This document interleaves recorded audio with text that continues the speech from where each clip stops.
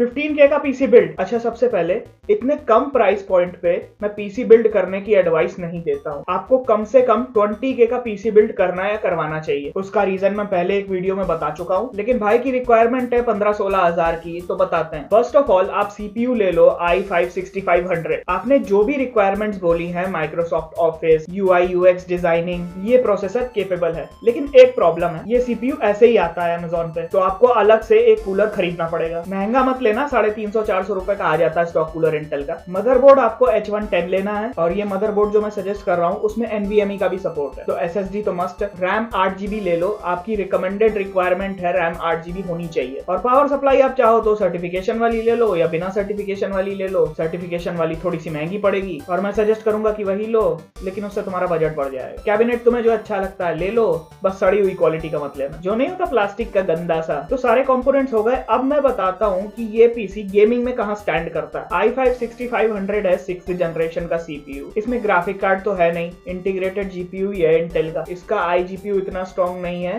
जितना AMD का iGPU होता है। तो इससे हमें क्या शिक्षा मिलती है? यही कि ये पीसी रेगुलर कामों के लिए तो अच्छा है, लेकिन गेमिंग के लिए अच्छा नहीं। इसमें आपको ग्राफिक कार्ड लगाना चाहिए। और वीडियो लेट है, मैं जानता हूँ, एनिमल देख रहा था, मैं पागल हो गया, मैं देखो। बस आज के लिए इतना ही। वीडियो अच्छा लगा होगा तो लाइक कर देना, और सारे कंपोनेंट्स के लिंक्स तुम्हें डिस्क्रिप्शन में मिल जाएंगे, वहां से बाय करोगे तो मेरे को भी सपोर्ट मिलेगा। I'll see you in the next video, bye, और सब्सक्राइब कर देना।